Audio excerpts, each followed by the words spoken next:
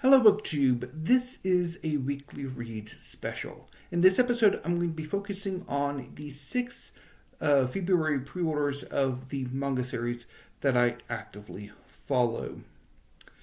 The first one that I read was Kagurabachi, Volume 2 by Takeru Hokazono. Kagurabachi is about a young man named Chihiro, whose father was an exceptional swordsmith, so exceptional that he was able to craft 6 enchanted blades that were key in helping Japan win a magical war against an unknown adversary. Once the war was over, the blades were returned to Chihiro's father, and years later, an evil group of sorcerers called the Hisaku killed Chihiro's father and stole the 6 enchanted blades. Chihiro survived the attack, and with the guidance of Chihiro's father's friend Shiba, Chihiro trained for a number of years with the 7th enchanted blade, with the intent of seeking bloody revenge against this group of sorcerers. Chihiro ends up getting involved with a Yakuza boss named Sojo, who has one of the 6 enchanted blades. And Chihiro rescues a little girl named Char, who has been held in captivity by Sojo for nefarious purposes. Chihiro has hyper regenerative abilities. So this volume is bookended by two fights between Chihiro and Sojo. The first fight carries over from the conclusion of the first volume, and the second fight at the end is the second round of their fight. And this volume was really good. I quite enjoyed it. I'm really enjoying this series, and I'm looking forward to Volume 3 coming out in, I think, April, if I'm not mistaken. I think Volume 3 comes out in April. Looking forward to it. I next read Four Knights of the Apocalypse, Volume 15 by Nakaba Suzuki. Four Knights of the Apocalypse is the sequel series to The 7 Deadly Sins and is inspired by the Arthurian legends. In Four Knights of the Apocalypse, a group of teenage superhumans called the Four Knights of the Apocalypse are fated to bring about the defeat of an evil, corrupted King Arthur, who seeks to restore Camelot in an alternate dimension at the expense of the land of Britannia.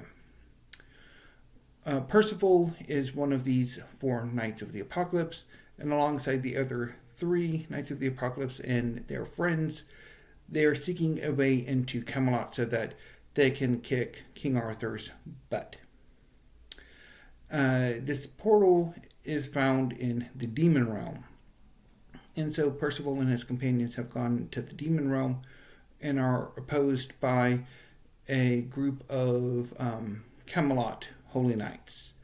So this volume is generally a continuance of the fights between Percival's group, the Four Knights of the Apocalypse, and the Camelot Holy Knights, and ends with a major event, a major turning point in the story, and a time skip, which I cannot talk about because it is a massive spoiler, but this was good. This was good. Looking forward to Volume 16, which I think comes out also in April, although maybe May. I need to go back and check.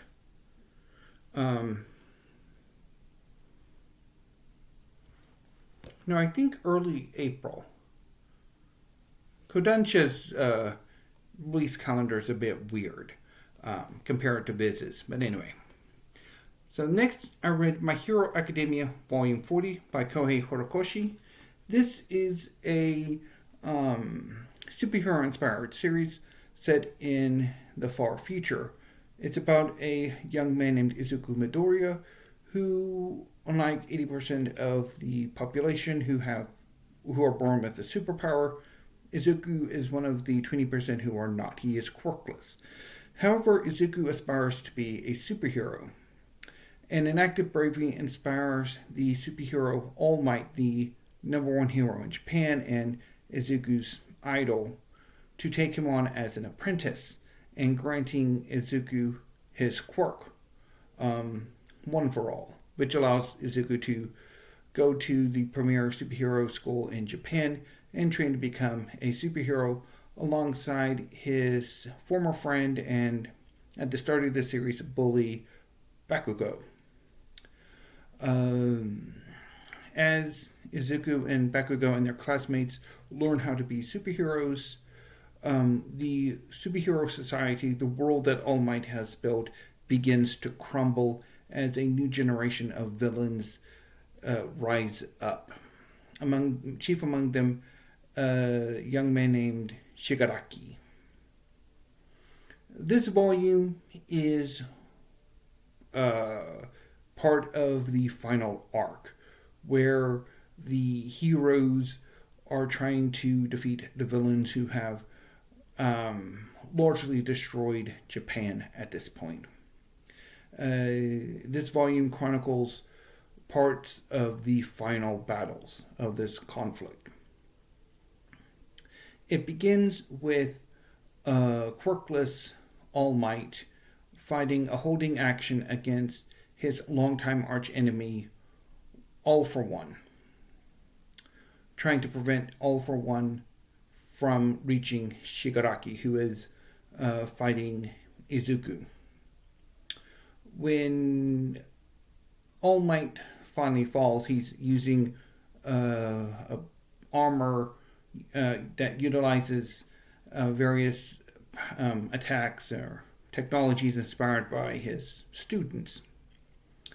A character comes back to confront All for One, and it's a spoiler, but I'm very thrilled for that. It was amazing. I loved this character's return. He'd been missing for about a year in and it's amazing, just amazing.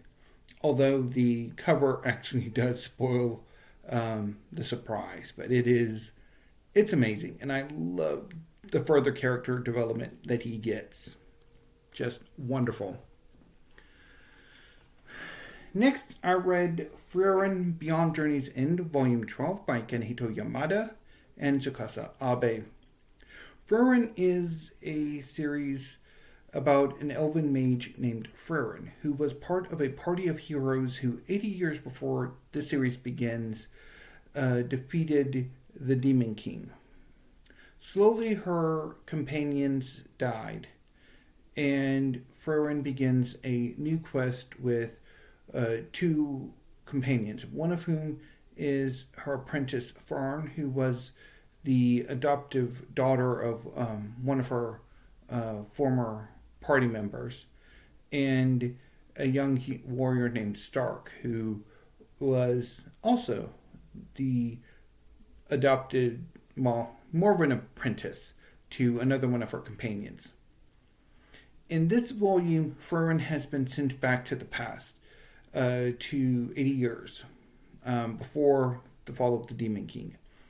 And she's reunited with her original party, and eventually they go on an adventure to figure out how to return her to the present. This volume was quite good. I really enjoyed it. Then I read DanDaDan Volume 11 by Yukinobu Tatsu. DanDaDan is about two teenagers, Momo and Ken. Momo believes in the supernatural. Her grandmother is a psychic, after all. Ken believes in the extraterrestrial. Momo does not believe the extraterrestrial exists, and Ken does not believe that the supernatural exists. So they make a bet. Momo will go to a place visited by the extraterrestrial, and Ken will go to a place that is haunted by the supernatural. And they discover that in this world, both the extraterrestrial and the supernatural exist, and both of them are deeply changed by the experience. Momo's latent psychic abilities are awakened, granting her primarily telekinesis, while Ken is possessed by the malevolent spirit called Turbo Granny and is granted super speed, and some aspects of Turbo Granny's personality. Together with a cast of misfits, also with superpowers for the most part, Momo and Ken, whose nickname is Okuran, go on a number of adventures, encountering both the extraterrestrial and the supernatural. This volume sees Earth invaded by a group of extraterrestrials called the Space Globalists, who in Volume 10 launch an attack on Momo, Okuran, and their friends and give them a sound beating. This volume sees the group taking on a second wind and training for round 2.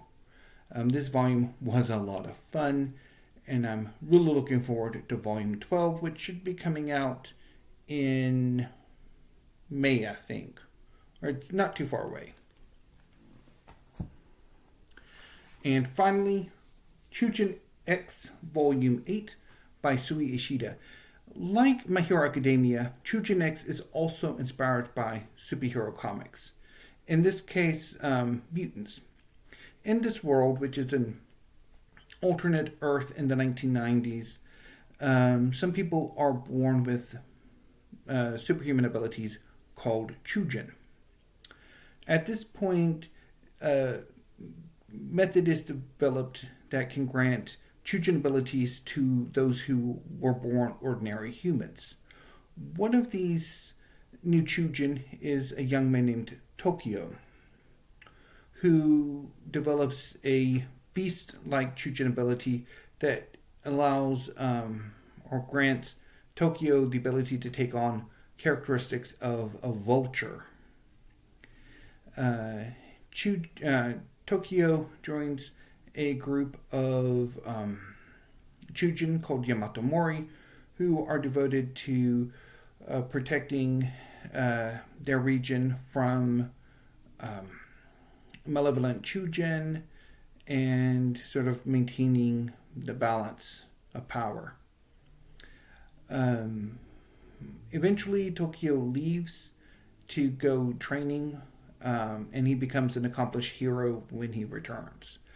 So much so that Azuma, Tokyo's best friend, has a hard time accepting that. When they were younger, Azuma was much more the hero than Tokyo was. But as the story progresses, even after Azuma develops his own Choujin abilities, he is very much still in Tokyo's shadow. And part of this volume is about multiple investigations. One is looking into the drug trade. One of the main antagonists of the series is a drug addict. There's also a mysterious Choujin who can create zombies, who's involved with the villains. And, of course, there's also the tension between Tokyo and Azuma, which is resolved in this volume as well. And it is really good. I very much enjoyed this volume, and I cannot wait for volume 9. Now, I forgot to show you pictures, so I'm going to run down and do that real quick. So ordinarily, while I look for some pictures, I do weekly reads on Friday and talk about everything I read. So, image from Choujin X Volume 8. Unfortunately, for some odd reason, when I filmed weekly reads yesterday, which included these 6, as well as some One Piece and The Summer Hikaru Died, when I went to upload it, the video was gone. It's like it did not exist, which is the second time it happened. And I'm quite annoyed by that. So let's see here. Because when I did the second part, or the final part of my the manga tour, of my 2025 library tour, it also was missing. So I had to refilm that, and that really ticked me off. So that's DanDaDan Volume 11. I mean, it really ticked me off. Because it was like a 52-minute video, so I basically had to spend almost 2 hours filming that, and it was very annoying. So Frieren.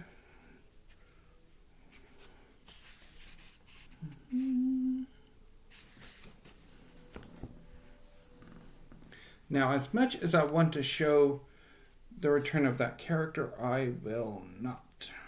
Ooh.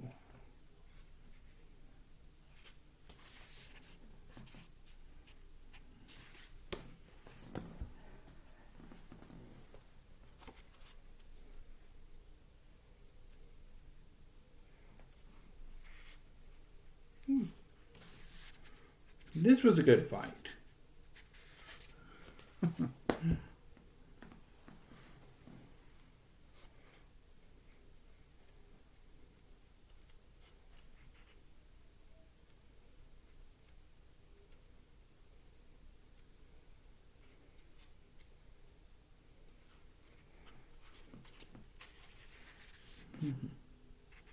So yeah, had a lot of fun with these 6.